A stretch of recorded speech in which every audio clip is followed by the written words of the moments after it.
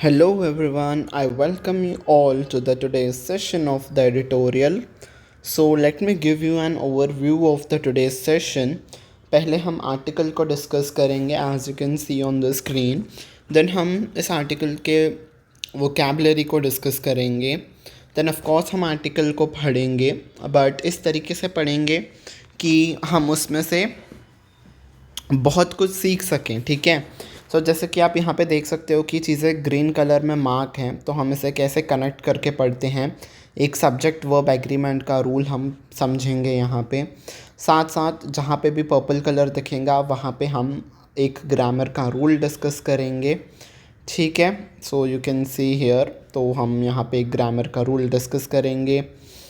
Okay. And apart from that, इस session के and पे हम एक एरर डिटेक्शन का क्वेश्चन भी करेंगे, एक फिलर का भी क्वेश्चन करेंगे, बिकॉज ये दो ऐसे क्वेश्चंस हैं जो कि आपके सारे बैंकिंग एग्ज़ाम्स में पूछे ही जाते हैं. ठीक है, आमतौर पर पूछे ही जाते हैं. So will discuss this. And जो ये हमारा आर्टिकल रहेगा जो हम डिस्कस करेंगे उसे मैंने पूरा हिंदी में भी ट्रांसलेट करके रखा है.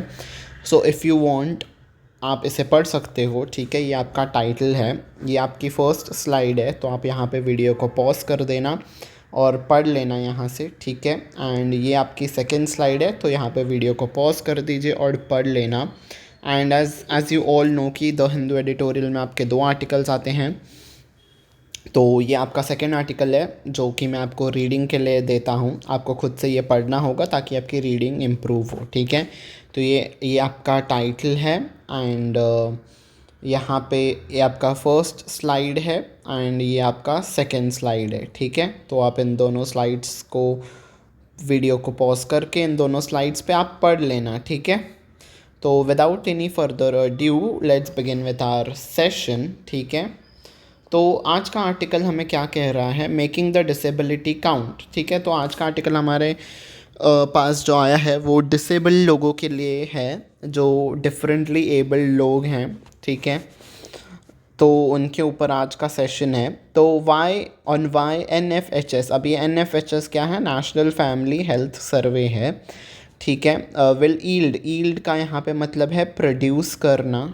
ठीक है. तो क्या प्रोड्यूस करेगा, मोर रोबस्ट इज़ स्ट्रॉन्ग. तो बहुत ही पक्का डाटा यहाँ पे वो प्रेजेंट करेगा, किस पे, डिसेबिलिटी सेक्टर पे. ठीक है. तो देखो मैं आपको एक जिस्ट बता देता हूँ ताकि आपको पता चले. तो बात क्या हुई है ना, तो नेशनल फैमिली हेल्थ सर्वे जो है वो इस बार का जो सर्वे होगा वो 6th सर्वे होगा. तो इससे पहले 5 हो चुके हैं. ठीक है. तो 5th सर्वे में क्या हुआ था, डिसेबिलिटी के ऊपर एक क्वेश्चन इंक्लूड करवाया गया था कि आप डिसेबिलिटी के ऊपर भी क्वेश्चन को इंक्लूड कीजिए. तो तभी इंक्लूड कर दिया गया था. और अब जो 6th सर्वे हो रहा है ना, इसमें निकाल दिया गया है उस डिसेबिलिटी वाले क्वेश्चन को. तो वही कह रहे हैं ऑथर कि अगर आप उसको इंक्लूड करोगे NFHS सर्वे में तो आपको वो प्रोड्यूस करेगा बहुत अच्छा स्ट्रॉन्ग डेटा डिसेबिलिटी सेक्टर के ऊपर, including the disability in the NFHS 6. तो वो कह रहे हैं कि अगर आप इंक्लूड करोगे डिसेबिलिटी को भी, जो डिफरेंटली एबल लोग हैं उन लोगों को भी अगर आप NHFS 6 में इंक्लूड करोगे, तो इससे क्या होगा, will serve the government well. तो इससे गवर्नमेंट को बहुत फ़ायदा होगा. ठीक है. कैसे फ़ायदा होगा, अगर उनको डेटा रहेगा डिसेबल लोगों के लिए, डिसेबल लोगों का डेटा उनके पास रहेगा अप्रोप्रिएट, तो वो उन लोगों के लिए अच्छे से पॉलिसीज़ फ्रेम कर पाएंगे, अच्छे स्कीम्स ला पाएंगे, है ना. तो इससे उनका भी फ़ायदा होगा, उन लोगों का भी, और गवर्नमेंट का भी फ़ायदा होगा. सो इसलिए ऑथर कह रहे हैं कि इंक्लूड करना चाहिए. ठीक है. अब वो क्यों निकाला, क्या गवर्नमेंट का ओपिनियन था, वो हम आर्टिकल में पढ़ेंगे. ठीक है. ओके. तो यहाँ पे आपका फर्स्ट वर्ड है thereon as an adverb आपका यूज़ होता है. तो जिसका मतलब है ऑन और following from the thing just mention. तो अभी जो चीज़ मेंशन की गई है ना, इसके बाद से जो कहा जाएगा, मतलब अब इसके बाद से जो कहा जाएगा उसे हम कहते हैं देयर ऑन. ठीक है. Next word is non contestable. Non contestable ये आपका एक एडजेक्टिव है जिसका मतलब होता है works that must be carried out by us. तो मतलब ये नॉन कंटेस्टेबल काम ऐसे होते हैं जो कि हमें करना ही करना है. ठीक है. हम इसे टाल नहीं सकते हैं. ठीक है. Next word is take the stock of. तो ये आपका एक फ्रेज़ है. तो जो हम जैसे कहते हैं ना कि किसी भी हालात का जायज़ा लेना, तो दैट जायज़ा लेना इज़, इंग्लिश में हम उसे कहते हैं टेक स्टॉक ऑफ, ठीक है। Make an overall assessment of a particular situation, तो जब आप एग्जामिन करते हो, असेसमेंट करना इज एग्जामिन करना, पूरे सिचुएशन को जब आप एग्जामिन करते हो, typically before making a decision, किसी भी डिसीजन को लेने से पहले जब आप सिचुएशन को एनालाइज करते हो, एग्जामिन करते हो, तो आप सिचुएशन का एक जायज़ा ले रहे हो, जिसका मतलब you take the stock of a situation, ठीक है। हम ऐसे यूज़ करते हैं उस फ्रेज़ को कि you are taking the stock of a situation, ठीक है। तो टेक द स्टॉक ऑफ का मतलब आप सबको समझ में आ गया, ठीक है। Next is चॉलिश।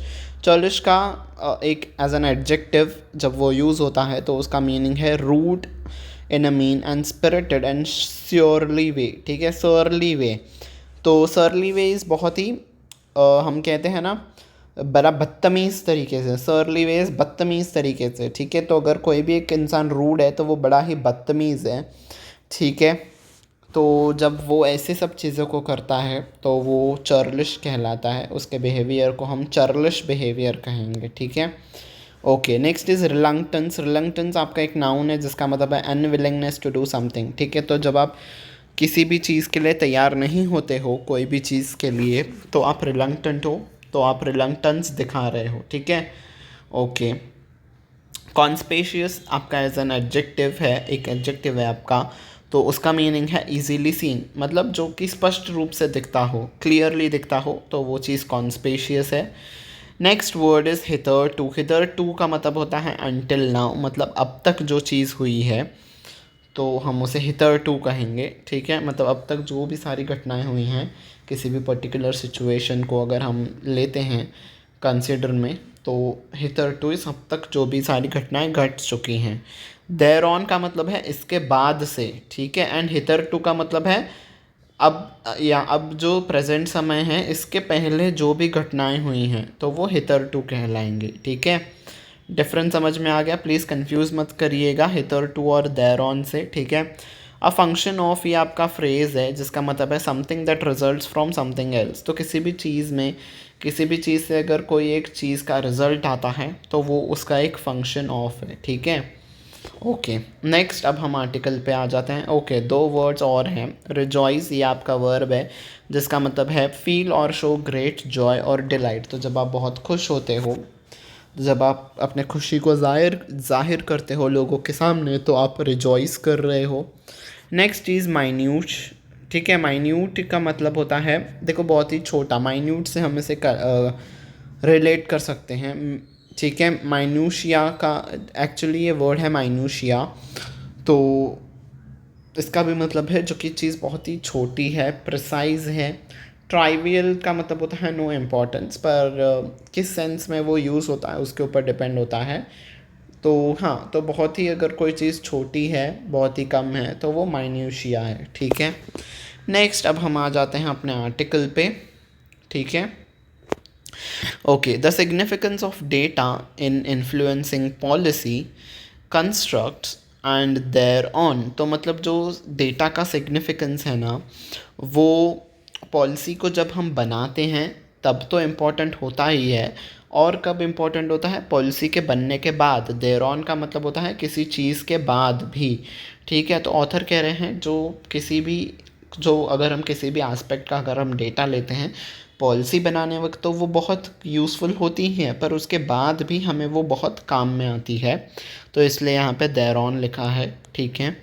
Decisions is non कंटेस्टेबल, और ये जो बात है ना कि हाँ डेटा बहुत ही यूज़फुल है, ये तो कॉन्टेस्टेबल ही नहीं है, ये नॉन कॉन्टेस्टेबल है, ठीक है। मतलब मैंने आपको नॉन कंटेस्टेबल का यहाँ पे मतलब बताया था ना, work that must be carried on, तो मतलब हमें डेटा को तो कलेक्ट करना ही है, ठीक है। वो उस बात में तो कोई दोहराए है ही नहीं कि वो कितना इम्पोर्टेंट है और हमें उसे कलेक्ट भी करना है, तो इस बात में कोई दोहराए नहीं है, ठीक है। Okay, the country takes stock of, देखो टेक स्टॉक ऑफ होता है ना फ्रेज, तो वो आपका ऐसे कनेक्ट करके हमने पढ़ेंगे। तो अगर अब आप ऐसे ही कंटिन्यूसली पढ़ोगे कि टेक्स पीरियोडिक स्टॉक ऑफ, तो फिर आप तो कहोगे कि आपने तो कहा था कि जो आपका फ्रेज़ है वो टेक स्टॉक ऑफ है, पर यहाँ पे तो पीरियोडिक आ गया है। नहीं, ये जो टेक लिखा है ना, ये इस स्टॉक ऑफ के लिखा है, एडिटोरियल में और बाकी जहाँ पे भी प्रोफेशनली राइटिंग होती है वहाँ पे ऐसे ही आप चीज़ों को कनेक्ट करके पढ़ते हो, ऐसे ही सब्जेक्ट वर्ब एग्रीमेंट को आप कनेक्ट करके पढ़ते हो। ठीक है, यहाँ पे भी डिसीजन के लिए सीम्स लिखा है। ठीक है, तो ऐसे ही आपका सब्जेक्ट है, ये आपका वर्ब है, तो सब्जेक्ट वर्ब एग्रीमेंट के रूल के हिसाब से ही चीज़ों को लिखा जाता है और ऐसे ही अगर आप पढ़ोगे तो आपके लिए इजी हो जाएगा। ठीक है, तो ये कनेक्शंस पता चल गए किस चीज़ के लिए क्या चीज़ कनेक्ट हुई है, अब आप अच्छे से समझ जाओगे। ठीक है, तो जो कंट्री है, जो हमारा देश है, वो चीज़ों का जायज़ा ले रहा है, किस चीज़ का, ऑफ वेरियस पैरामीटर्स। पैरामीटर्स इस जो आपके मापदंड है उन चीज़ों का वो जायज़ा ले रहा है हमारा देश, just to inform welfare policies better. किस लिए जायज़ा लिया जाता है किसी भी कंट्री में, चीज़ों का जायज़ा क्यों लिया जाता है, just to inform welfare policies better, कि ताकि हम वेलफेयर पॉलिसीज़ हैं, वेलफेयर इज़ जो जनहित के लिए पॉलिसीज़ बनाई जाती हैं वो बहुत अच्छे तरीके से हम और अच्छे तरीके से कर पाएँ। ठीक है, यहाँ पे बेटर आपका कंपैरेटिव डिग्री लगा है, किस चीज़ से अब हम कंपेयर कर रहे हैं, जो पिछले पॉलिसीज़ हुई हैं उन चीज़ों के वेलफेयर पॉलिसीज़ के कंपैरिजन में अब जो हम नई पॉलिसीज़ बनाएंगे, जब हम डेटा को कलेक्ट करेंगे तो वो और ज़्यादा बेटर होंगी वो पॉलिसीज़। ठीक है, तो मुझे बेटर भी पर्पल में करना चाहिए था बिकॉज हमने एक ग्रामर का रूल समझा।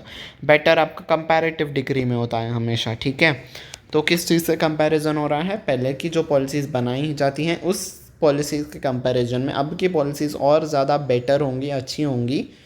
ठीक है, अगर हमें डेटा मिलता है तो। ठीक है, because updated data is important ना, अपडेटेड डेटा जो होता है वो बहुत यूज़फुल होता है, तो वही ऑथर कह रहे हैं कि डेटा को कलेक्ट करते रहो आप। ठीक है, इन कॉन्टेस्ट, तो इसी संदर्भ में, कॉन्टेस्ट का यहाँ पे मतलब है संदर्भ में, तो इसी संदर्भ में क्या कहा गया है, तो क्या चीज़ हुई है, द रीसेंट डिसीजन, रीसेंट, अब ये डिसीजन सीम्स के लिए लिखा है तो हम वो आगे पढ़ेंगे क्या से वो से क्या सीम हो रहा है। तो the decision of the union government, अब यहाँ से लेके यहाँ तक ना आपका पूरा डिसीजन दिया गया है इस 6 तक।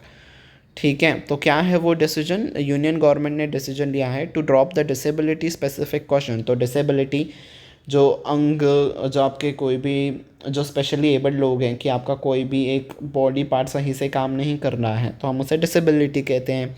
तो उससे रिलेटेड जो क्वेश्चन था वो जो नेशनल फैमिली हेल्थ सर्वे में, नेशनल सर्वे 6 में है, उसमें ना ये ड्रॉप कर दिया गया है। तो इस ड्रॉप करने का ये जो डिसीजन है उससे ऐसा लगता है, सीम्स मतलब ऐसा लगना, कि इस डिसीजन से ऐसा लग रहा है कि गवर्नमेंट ने ना कुछ चर्लिश कर दिया है। चर्लिश इज़ बहुत ही रूड काम, ये बहुत ही रूडली कर दिया है, ये एक उनका रूड काम है। ठीक है, सही काम नहीं है। And sends out wrong signals, wrong signals मतलब एक अच्छा उसका मैसेज वो सेंड नहीं कर रहे हैं, सिग्नल इज़ यहाँ पे मैसेज। तो इन्होंने ये जो कैंसिल किया है ना, इससे ये लोग अच्छा मैसेज पब्लिक को सेंड नहीं कर रहे हैं। ठीक है, ओके, आफ्टर ईयर्स, बिकॉज देखो यार, जब आप डिसेबिलिटी को अब आप उसमें इंक्लूड नहीं करोगे तो लोगों को तो ऐसा ही लगेगा ना कि आप उनकी परवाह नहीं कर रहे हो, तो एक गलत मैसेज जाएगा ना पब्लिक को। तो वही ऑथर कह रहे हैं कि it sends out wrong signals. ठीक है, ये चीज़ क्लियर हो गई यहाँ तक। Okay, after years of campaigning for the same, तो कैंपेनिंग, किसी भी चीज़ के लिए आप कैंपेन कर रहे हो मतलब आप उस चीज़ के लिए आर्ग्यू कर रहे हो, उस चीज़ के लिए आप प्रोटेस्ट कर रहे हो, उस चीज़ की आप मांग कर रहे हो। तो सालों से इस चीज़ की मांग हो रही थी कि किस चीज़ की, फॉर द सेम इज़ मतलब डिसेबिलिटी का जो क्वेश्चन है वो नेशनल फैमिली हेल्थ सर्वे में इंक्लूड किया जाए, इस चीज़ की सालों से मांग हो रही थी। और एक्टिविस्ट्स ने रिजॉइस किया मतलब उन्होंने एक सांस ली, किस चीज़, उन्होंने एक रिलीफ की एक सांस ली कि हाँ अब ये काम हो गया है। वो लोग हैप्पी थे, किस लिए हैप्पी थे, जब when the government aided 1 question on disability in the national family health survey 5। तो जब गवर्नमेंट ने नेशनल फैमिली हेल्थ सर्वे 5 में डिसेबिलिटी से रिलेटेड क्वेश्चन ले लिया, इंक्लूड कर लिया था, तो एक्टिविस्ट जो थे, एक्टिविस्ट कौन होते हैं, जो भी किसी भी कॉज के लिए लड़ते हैं, उस चीज़ में इम्प्रूवमेंट लाते हैं, तो वो उस चीज़ के एक्टिविस्ट होते हैं। तो डिसेबिलिटी से रिलेटेड जो एक्टिविस्ट थे वो खुश हुए जब एक क्वेश्चन इंक्लूड किया गया डिसेबिलिटी से related national family health survey 5 में। ठीक है। And we are hopeful that, और वो होपफुल मतलब उन्होंने ऐसी आशा रखी थी, होप रखना इस आशा रखना, तो उन्होंने ऐसी आशा भी रखी थी कि that this would be built upon in subsequent versions of the nationwide survey. और ये जो चीज़ है ना, ये बिल्ट अपॉन मतलब ये कंटिन्यू रहेगी, सब्सिक्वेंट इसके बाद भी जो वर्जन आएंगे, ठीक है, किस चीज़ के नेशनल वाइड सर्वे जो इसके बाद भी आएंगे, सब्सिक्वेंटीज किसी के भी बाद जो चीज़ होती है वो सब्सिक्वेंट होती है। तो इसके बाद NFHS5 के बाद भी जो सर्वे आएंगे उसमें भी इंक्लूड कर ही लेंगे, ऐसी उम्मीद थी उन लोगों को, पर ऐसा नहीं हो पाया, अनफॉर्चुनेटली ऐसा नहीं हुआ। द डिलीशन, अभी यहाँ पे ये जो लीव्स द क्वेश्चन है ना, ये इसके लिए लिखा गया है, डिलीशन के लिए। तो डिलीशन एक हमारे लिए क्वेश्चन छोड़ रहा है, ठीक है। तो डिलीशन के साथ और कौन सी चीज़ें हैं जो कि एक क्वेश्चन क्रिएट कर रही हैं, वो आपका यहाँ पे दिया गया है। तो अब हम उसे पढ़ते हैं, क्या चीज़ है वो। तो द डिलीशन, एक बात तो जो है ये डिलीशन ये सवाल खड़े कर रही है, और क्या चीज़ सवाल खड़े कर रही है, एंड द रिलंक्टेंस इज़ किसी भी चीज़ को ना मानना, असहमति जो आपकी है, किस चीज़ की असहमति है, टू मैप करना इज़ रिकॉर्ड करना, हासिल करना। तो किस चीज़ को हासिल करना से आप असहमति दिखा रहे हो, मिन्यूशिये दैट विल हेल्प, मिन्यूशियस जो छोटे छोटे डिटेल्स हैं ना डिसेबल लोगों के, आप उसे कलेक्ट करने के लिए मना कर रहे हो, और आपने इस क्वेश्चन को भी डिलीट कर दिया। तो मिन्यूशियस, कौन सा मिन्यूशिया, कौन से डिटेल्स हैं जो माइनर है, दैट विल हेल्प अंडरस्टैंड। देखो हेल्प के बाद ना यहाँ पे पर्पल क्यों किया गया है, आपका हमेशा हेल्प के बाद वर्ब का फर्स्ट फॉर्म आएगा, तो अंडरस्टैंड आपका वर्ब का फर्स्ट फॉर्म है, इसीलिए आप यहाँ पे मैंने पर्पल में मार्क किया है। जहाँ पे भी आपको हेल्प दिखेगा उसके बाद जो भी वर्ब आएगा वो आपका फर्स्ट फॉर्म में ही रहेगा, V1 फॉर्म में रहेगा, ठीक है। ये आपका ग्रामर का रूल है। और यहाँ पे भी कमिटमेंट के बाद हमेशा टू आता है।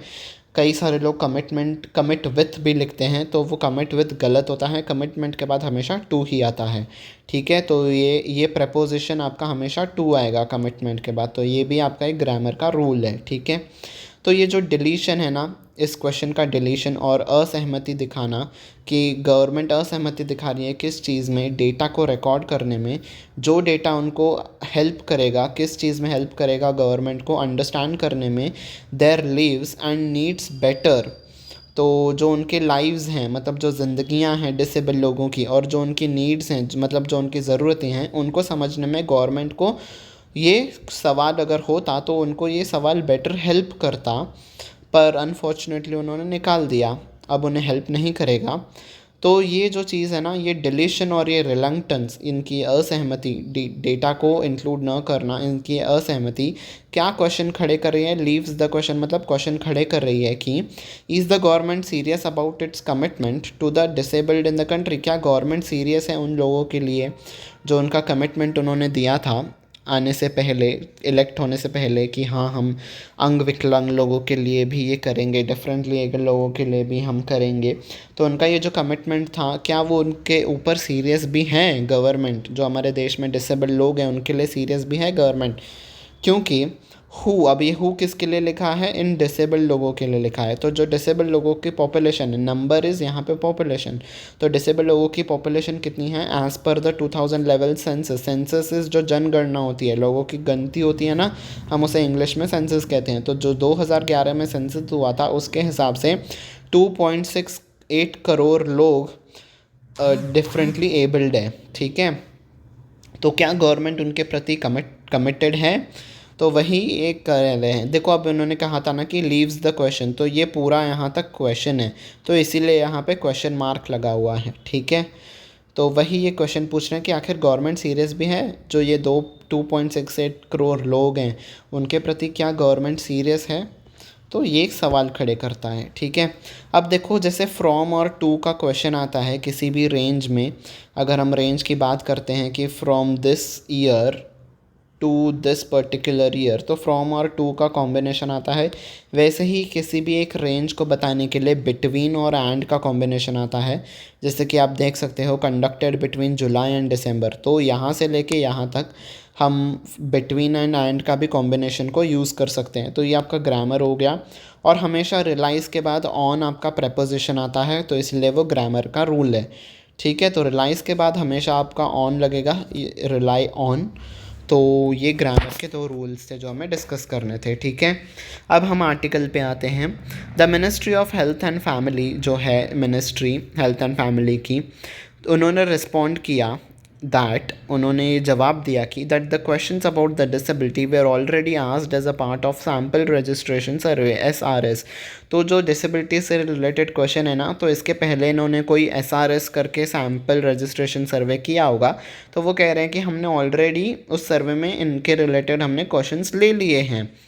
76th राउंड था और वो SRS का वो 76th राउंड था और हमने उसमें कलेक्ट कर लिया है। और ये कंडक्ट कब किया गया था? बिटवीन जुलाई एंड दिसंबर 2018। तो 2018 में हमने कलेक्ट भी कर लिया था। And that any specific information can be tabulated from the raw data. और ये जो हमारे पास रॉ डेटा है ना, उसे हम टैबुलेट कर पाएंगे। टैबुलेटेड डेटा इज़ जो आपकी टेबल्स में डेटा हो, हम उसे टैबुलेटेड डेटा कहते हैं।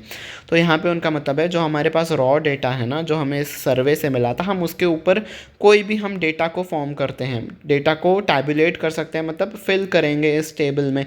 टेबल को फिल करना, इस डेटा को बनाना। तो इस रॉ डेटा से हम कोई भी एक पूरा डेटा बना सकते हैं, ठीक है। वो ऐसा कह रहे हैं जो कि हमने 2018 में कलेक्ट किया था, उस रॉ डेटा से हम कोई भी डेटा बना लेंगे। तो नया डेटा कलेक्ट करने का अब कोई ज़रूरी नहीं है, ठीक है। Which is also available in the public domain. और ये जो डेटा हमने इस टाइम से इस टाइम तक किया था कलेक्ट, ये पब्लिक डोमेन मतलब पब्लिक के लिए भी अवेलेबल है ओपनली, ठीक है। It has also gone on record. If something goes on record, तो उसका मतलब होता है वो कहीं पे लिखित में भी कही गई है वो चीज़। तो क्या चीज़ लिखित में कही गई है? That disability data will not change fast. तो ये उन्होंने कुछ पहले कहा होगा कहीं पे ऑन माइक या फिर मतलब किसी मीडिया के प्रेस कॉन्फ्रेंस में कहा होगा कि डिसेबल्ड लोगों का जो डेटा है ना, वो जल्दी जल्दी नहीं बदलता है। उन्होंने ऐसा कहा कि हाँ, जल्दी जल्दी डेटा नहीं बदलता है, तो इसलिए हम कलेक्ट भी जल्दी जल्दी नहीं करेंगे, ठीक है। इसी कारण उन्होंने पिछला टाइम जो था वो 2018 में किया था।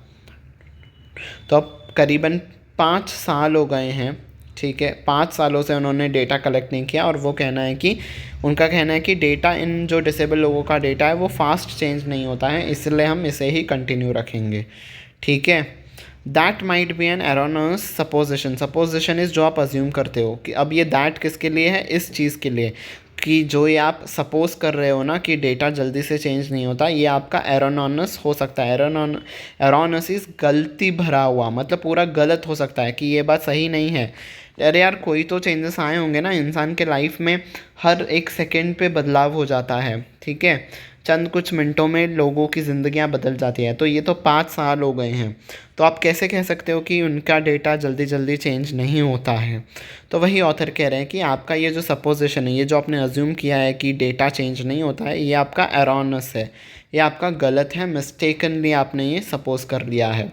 While gross data on disabilities will change marginally.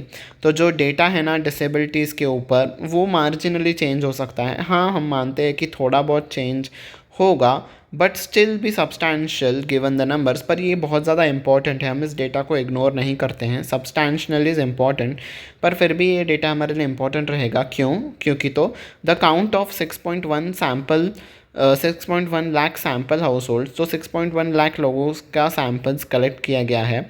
That NFHS relies on, और रिलाई ऑन का मतलब होता है डिपेंड ऑन, ठीक है। इफ़ यू रिलाई ऑन, उसका मतलब होता है डिपेंड होना। तो जो NFHS है इन 6.1 लाख सैम्पल सर्वेस के ऊपर डिपेंड है। Will make the set truly representative. और ये जो लोग हैं ना, इनमें ऐसा भी हो सकता है कि कुछ डिसेबल लोग भी हो। तो आप अब जब उनके से क्वेश्चंस ही नहीं लोगे, उनके बारे में जानोगे ही नहीं, तो वो रिप्रेजेंटेटिव कैसा होगा? रिप्रेजेंटेटिव इज़ सारे लोगों को दर्शाता हुआ। तो जब आप उनके क्वेश्चंस को इंक्लूड नहीं करोगे, तो वो सारे लोगों को कैसे दर्शाएगा वो डेटा सेट? तो वही कह रहे हैं कि आपने 6.1 लाख लोगों का सर्वे तो लिया है और आप उस पर डिपेंड हो, मतलब इसी के बेसिस पे आप पॉलिसीज़ को फ्रेम करोगे। पर आप इन लोगों को तो निकाल दिए हो, डिसेबल लोगों को, तो आप कैसे कहोगे कि हमने सारे सेक्शंस को रिप्रेजेंट किया है ना? तो इसलिए वो कह रहे हैं कि आप डिसेबल लोगों को भी इंक्लूड कर दो, ठीक है। The elaborate questions, elaborate is detailed. तो जो डिटेल में क्वेश्चंस पूछे गए थे national by the national family health सर्वे ने पूछा था उन लोगों से, डिसेबल लोगों से, जो क्वेश्चंस पूछे थे, तो वो क्वेश्चंस प्रोवाइड करेंगे वैल्यूएबल स्पेसिफिक्स यहाँ पे मतलब इन्फॉर्मेशन, तो वो वैल्यूएबल इन्फॉर्मेशन प्रोवाइड करेगा national family health service on the lives of the disabled, ठीक है।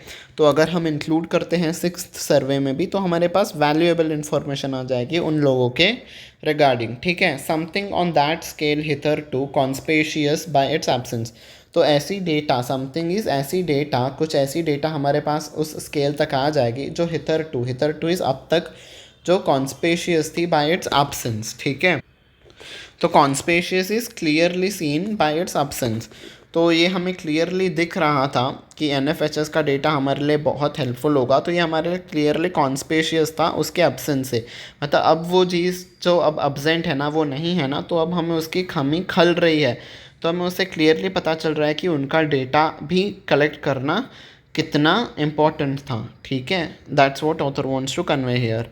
वाइल, अब देखो वाइल ना आपके लिए दो चीज़ों के तरह यूज़ होता है। पहला, वाइल आपका जो कनेक्टर होता है वो एज, जब किसी भी दो सेंटेंसेस के बीच में कॉन्ट्रास्ट दिखाना हो तब वो यूज़ होता है। सेकेंड सिचुएशन इज़ जब आपको साइमल्टेनियस एक्शन दिखाना हो, ठीक है। तो जब आपको साइमल्टेनियस एक्शन दिखाना हो,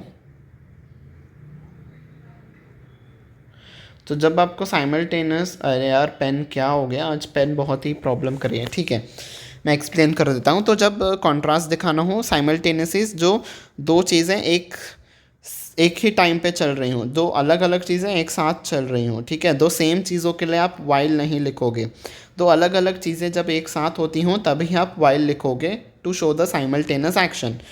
तो यहाँ पे साइमल्टेनियस एक्शन के लिए दिखाया जा रहा है वाइल, इसलिए मैंने यहाँ पे पर्पल में किया है। क्या चीज़ साइमल्टेनियसली दिखाई जा रही है?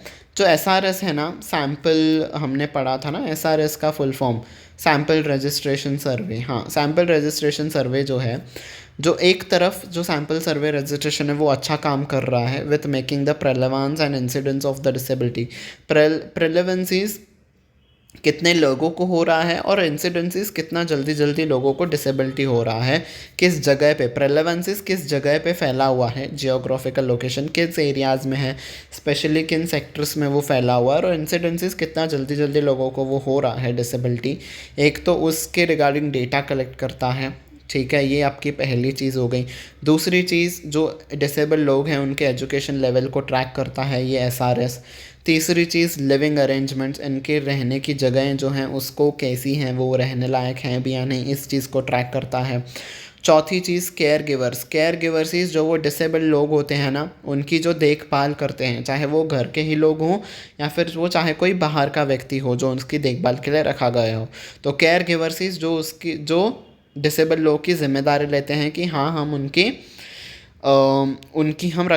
हम सेवा करेंगे, हम उनका ध्यान रखेंगे। देखो केयर गिवर्स भी इक्वली इंपॉर्टेंट होते हैं, ठीक है। जो बीमार मरीज़ का जो ध्यान रखता है उसका भी फिज़िकली फ़िट होना, मेंटली स्ट्रांग होना, वो भी बहुत इंपॉर्टेंट होता है, तो उनके रिगार्डिंग भी हमारे पास डेटा मिल जाता था। सर्टिफिकेट ऑफ डिसेबिलिटी लोगों को मिल रहा है या नहीं, ये पाँचवीं चीज़ हो जाती। छठी चीज़ क्या हो जाती? एक्सेसिबिलिटी एंड अनएम्प्लॉयमेंट रेट, कितना लोगों को फैसिलिटीज़ एक्सेसिबल हैं और अनएम्प्लॉयमेंट कितना है लोगों के बीच में, तो ये सारी चीज़ें हमें SRS से मिल जाती थी, ठीक है। वाइल एक हाथ पे तो हमें ये सारी 6 से 7 चीज़ें मिल जाती थी। ऑन द अदर हैंड, यहाँ पे अदर हैंड लिखा नहीं है, वैसे कह रहा हूँ, एक तरफ ये सारी चीज़ें मिल जाती थी तो दूसरी तरफ NFHS से हमें क्या मिलता? आस्क्स मोर कॉम्प्रिहेंसिव क्वेश्चंस, ठीक है। ये क्वेश्चंस तो हैं कॉम्प्रिहेंसिव जो कि सारी चीज़ें इंक्लूड करता हो, that is called as comprehensive. मैं आपको कहता हूँ ना कि ये सेशन बहुत ही कॉम्प्रिहेंसिव है। कॉम्प्रिहेंसिव मतलब इसमें सारी चीज़ें इंक्लूड की गई हैं, तो NFHS में ना सारी चीज़ें इंक्लूड की जाती थी अगर हम उसके हिसाब से क्वेश्चन पूछते तो कौन से हैं वो सारी चीज़ें जो कॉम्प्रिहेंसिव थी? पहला, it seeks answers on health and nutrition status, तो जो डिसेबल लोग हैं उनके हेल्थ एंड न्यूट्रिशन, कितना वो हेल्दी फूड खाते हैं, उनको सारे न्यूट्रिएंट्स विटामिन्स मिल रहे हैं नहीं, उसके ऊपर NFHS डेटा पूछता है। तो देखो कितना हेल्पफुल होता ना हमारे लिए अगर वो NFHS इस बार भी सर्वे में इन लोगों का भी डेटा इंक्लूड करता। तो पहला तो हेल्थ एंड न्यूट्रिशन स्टेटस मिलता हमें डिसेबल लोगों का। सेकंड, कितना health access to health scheme, access to is availability, कितना उनको अवेलेबिलिटी हेल्थ स्कीम्स वो हमें पता चलता, इंश्योरेंस कितना कितना इंश्योरेंस उन लोगों का हो रहा है, कितने लोगों का इंश्योरेंस डिसेबल लोगों का हो रहा है वो हमें पता चलता। चौथी चीज़ इज़ सेक्सुअल बिहेवियर, कि उन लोगों का सेक्सुअल बिहेवियर कैसा है, ठीक है, बिकॉज उनके मेंटल कंडीशन को भी हमें जानना है, तो ये चीज़ भी हेल्प करेगी। अवेलेबिलिटी ऑफ फैमिली प्लानिंग, ठीक है, तो कितना उनके पास रिसोर्सेज हैं फैमिली प्लानिंग करने के लिए, ठीक है। देखो जनरल लोगों के पास तो बहुत सारे रिसोर्स होते हैं फैमिली प्लानिंग के लिए, पर क्या डिसेबल लोगों के पास भी फैमिली प्लानिंग है, उनके पास क्या रिसोर्सेज हैं, ये भी NFHS सर्वे पूछता है, ठीक है। तो ये पहली चीज़ थी, ये दूसरी चीज़ थी, ये तीसरी थी, ये चौथी थी, ये पाँचवीं थी। छठी is use of contraception. Contraception is गर्भ निरोधक जो पिल्स होते हैं, जो बाकी गर्भ निरोधक चीज़ें होती हैं, क्या वो उनको मिल रही हैं, ठीक है। तो ये आपकी पांचवी चीज़ थी। छठी चीज़ थी डोमेस्टिक वायलेंस, क्या उनके साथ डोमेस्टिक वायलेंस हो रहा है। डोमेस्टिक वायलेंस इस घर में ही क्या उन्हें कोई उनका फैमिली मेम्बर परेशान कर रहा है, ठीक है। House hold amenities, amenities is facilities, तो आठवीं चीज़ क्या उनको घर की सारे फैसिलिटीज़ मिल रही हैं। पोजेशंस, क्या उनके नाम पे सारी चीज़ें हो रही हैं, ठीक है। ऐसा तो नहीं कि डिसेबल है तो हम इसके नाम पे कुछ करें ही ना, हाँ, ठीक है, जो लीगली हक है क्या उन्हें मिल रहा है। तो ये आपकी नौवीं चीज़ हो गई। 10वीं चीज़ इज़ लाइफस्टाइल इंडिकेटर्स, कि उनकी लाइफस्टाइल कैसी है, वो जो दिखाते हैं वो इंडिकेटर्स हो। Access to clean drinking water, ये 11वीं चीज़। एंड टॉयलेट्स, ये 12वीं चीज़। तो देखो इसमें कितने 12 चीज़ें मिल रही हैं, इसमें तो कुछ 5 या 6 ही चीज़ें मिल रही थी जो कि इतनी ज़्यादा इंपॉर्टेंट नहीं थी। यहाँ पे हमें ज़्यादा चीज़ें भी मिल रही हैं और बहुत ज़्यादा इंपॉर्टेंट भी हैं, जिससे हमें उनके बारे में सब कुछ पता चलेगा कि आखिर उनकी ज़िंदगी कैसी है, ठीक है। अगर आप उनसे ये वाले क्वेश्चंस पूछोगे ना तो बहुत ज़्यादा बेटर होगा, ठीक है, इसलिए वाइल दिखाया है। ये तो पूछे ही हैं, पर जो NFHS होगा ना ये कॉम्प्रिहेंसिव होगा। क्यों कॉम्प्रिहेंसिव होगा, क्योंकि तो ये सारे हेल्पफुल क्वेश्चंस उनसे पूछे जाएंगे, ठीक है। There is no doubt that the latter जो होता है बाद में, ठीक है, आपको दो वर्ड्स कंफ्यूज कर सकते हैं। फॉर्मर जो आपका यूज़ होता है ना वो पहले वाले चीज़ के लिए जो मेंशन की जाती है हमेशा पहले वाले चीज़ के लिए होता है, और जो लैटर होता है ना वो आपको जब भी दूसरे वाले चीज़ से आपको रिलेशन दिखाना हो तो अब हम लैटर का यूज़ करते हैं, ठीक है।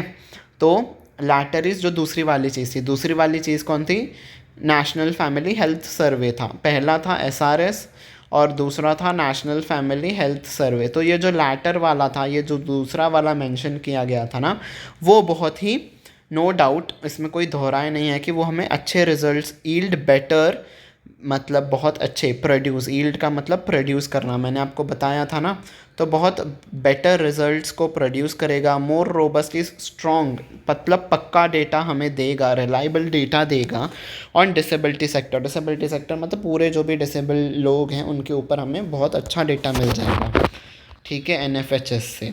While ministry officials claim that the sole NFHS question on disability 2 resulted in under reporting. तो मिनिस्ट्री ऑफ हेल्थ मिनिस्ट्री हमें क्या कहती है कि जब हमने सिर्फ NFHS को ही लेके, जब हमने उनसे क्वेश्चन किया था, SRS को हमने छोड़ दिया था, NFHS को ही लेके जो ये सारे क्वेश्चंस थे जो पीछे बताए गए थे, अगर हम जब हमने पूछा था तो क्या हुआ था, अंडर रिपोर्टिंग हुआ था। अंडर रिपोर्टिंग इज मतलब अच्छे से ना आंसर्स नहीं दिए थे उन लोगों ने, डेटा मतलब हमें अच्छे से नहीं मिला था, लोगों उन जो डिसेबल लोग थे उन्होंने भी अच्छे से आंसर हमें नहीं दिए थे, तो इसलिए अंडर रिपोर्टिंग हो गया।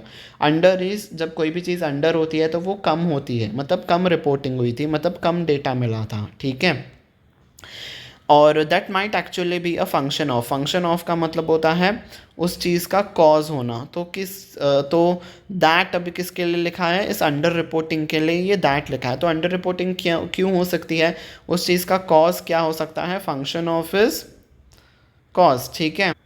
या फिर हमने वोकेबलरी में भी पढ़ा था ना कि फंक्शन ऑफ का मतलब होता है किसी भी चीज़ का रिजल्ट। तो ये जो अंडर रिपोर्टिंग हुई है ना, तो ये किस चीज़ का रिजल्ट हो सकता है, माइट भी, मतलब श्योर नहीं है पर ऐसा हो सकता है। माइट इज़ थोड़ा अनसर्टिनिटी दिखाना, तो ऐसा हो सकता है कि उसका रीज़न ये भी हो कि अंडर रिपोर्टिंग इस चीज़ का रिजल्ट हो सकता है कि जो ट्रेनिंग है ना फील्ड स्टाफ के लिए, फील्ड स्टाफ इज़ जो जो वहाँ पे जाके जो स्टाफ ने उनसे डेटा कलेक्ट किया है, तो उन लोगों की ट्रेनिंग जो है ना वो सही से नहीं हो सकती है, वो शायद सही से नहीं हुई होगी, तो उन्हें अच्छे से क्वेश्चन पूछना नहीं आया होगा, अच्छे से डेटा रिकॉर्ड करना नहीं आया होगा। तो ये भी कारण हो सकता है कि अंडर रिपोर्टिंग हो सकती है। तो आप ऐसा नहीं कह सकते हो कि उन लोगों ने हमें अच्छे से डेटा नहीं दिया इसलिए अब हम उनका डेटा नेक्स्ट सर्वे में इंक्लूड नहीं कर रहे हैं, ऐसा नहीं हो सकता है। ऐसा भी तो हो सकता है ना कि एज अ रिज़ल्ट, मतलब अंडर रिपोर्टिंग का रिज़ल्ट कॉज ऐसा भी हो सकता है कि आपके जो स्टाफ है उनकी ट्रेनिंग अच्छी नहीं होगी, उन लोगों में वो लोग सही से क्वेश्चन नहीं पूछ पाए होंगे, ठीक है। Okay, the state must employ these efforts. तो ये जो एफर्ट्स है ना, कौन से हैं वो एफर्ट्स यहाँ पे बताए जा रहे हैं। एम्प्लॉय करना इज़ इम्प्लीमेंट करना, तो स्टेट को इम्प्लीमेंट करना चाहिए इन एफर्ट्स को। कौन से हैं वो efforts? Adding questions on disabilities. State is government यहाँ पे, तो गवर्नमेंट को क्या करना चाहिए? जो क्वेश्चंस हैं डिसेबिलिटी के ऊपर उनको ऐड करना चाहिए सभी सर्वेज़ में।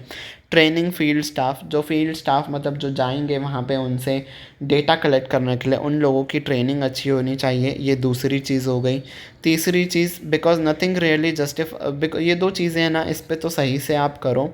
क्यों आपको सही से एफर्ट करना चाहिए? बिकॉज नथिंग रियली जस्टिफाइज, तो कोई भी चीज़ ना इस चीज़ को जस्टिफाई नहीं कर पाएगी कि an attempt to keep a significant section out of massive scale count of the Indian population. तो अगर आप इंडिया की जो मैसिव पॉपुलेशन है उसमें से आप जो इनका सिग्निफिकेंट अमाउंट है, जो ये 2.68 करोड़ हैं जो डिसेबल लोग हैं ना, और ये बहुत ही सिग्निफिकेंट सेक्शन है हमारे लिए, इंपॉर्टेंट सेक्शन है, इन लोगों को अगर आप आउट रखोगे, section out of the massive count, मतलब अगर आप इस सर्वे से अगर आप बाहर रखोगे और आने वाले सर्वेज में से भी अगर आप इन लोगों को बाहर रखोगे, इतने इम्पॉर्टेंट नंबर को, इतने ज़्यादा पॉपुलेशन को, तो ये जस्टिफाई नहीं करेगी, कोई भी चीज़ ये जस्टिफाई नहीं कर पाएगी, ठीक है। उससे है ना, इस चीज़ के लिए कोई सफाई नहीं है कि आप इनका डेटा इंक्लूड नहीं करोगे, ठीक है, आप इसे जस्टिफाई नहीं कर सकते हो, मतलब इंक्लूड करना ही करना है।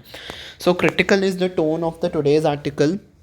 ऑथर ने गवर्नमेंट के इस डिसीजन को क्रिटिसाइज़ किया है कि वो लोग नेशनल फैमिली हेल्थ सर्वे 6 में डिसेबिलिटी का क्वेश्चन हटाएंगे। इस डिसीजन को ऑथर ने क्रिटिसाइज़ किया है, ठीक है। So critical will be the tone of the today's article.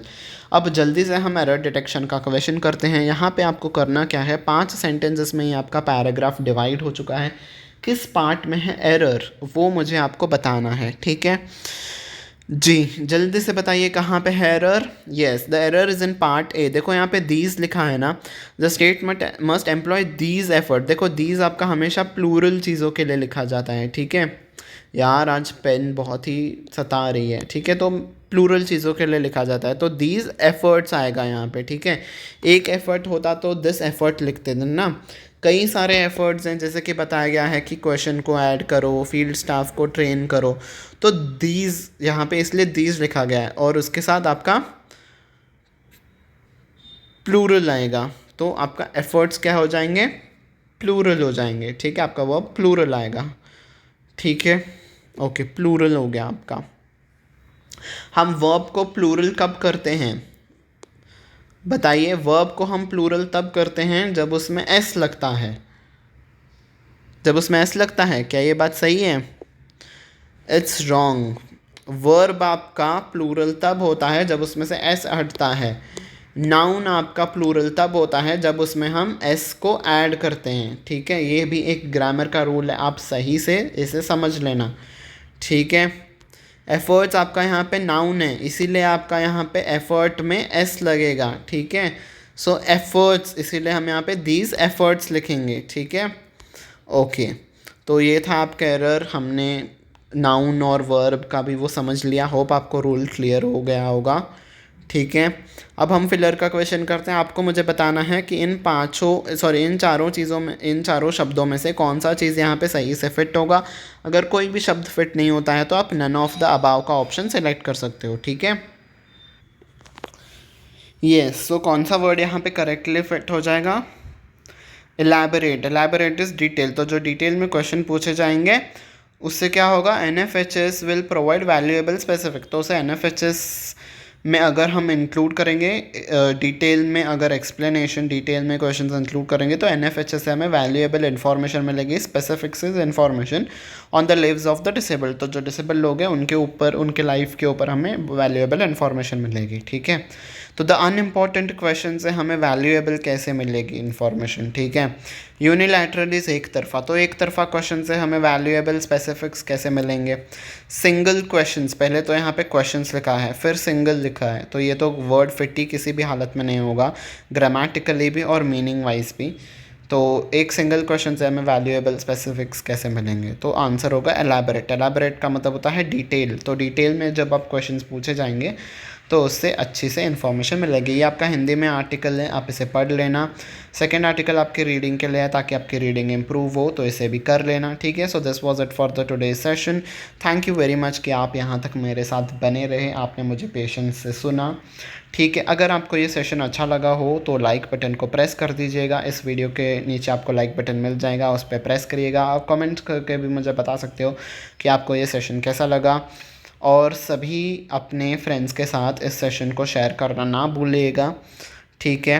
और सब्सक्राइब बटन को भी प्रेस कर दीजिएगा, साथ साथ बेल आइकन को भी प्रेस कर दीजिएगा, ताकि सारी नोटिफिकेशंस आपको टाइम टू टाइम मिलती रहें, ठीक है। So I will be winding up the session now. Until we meet next time, bye bye everyone and take care.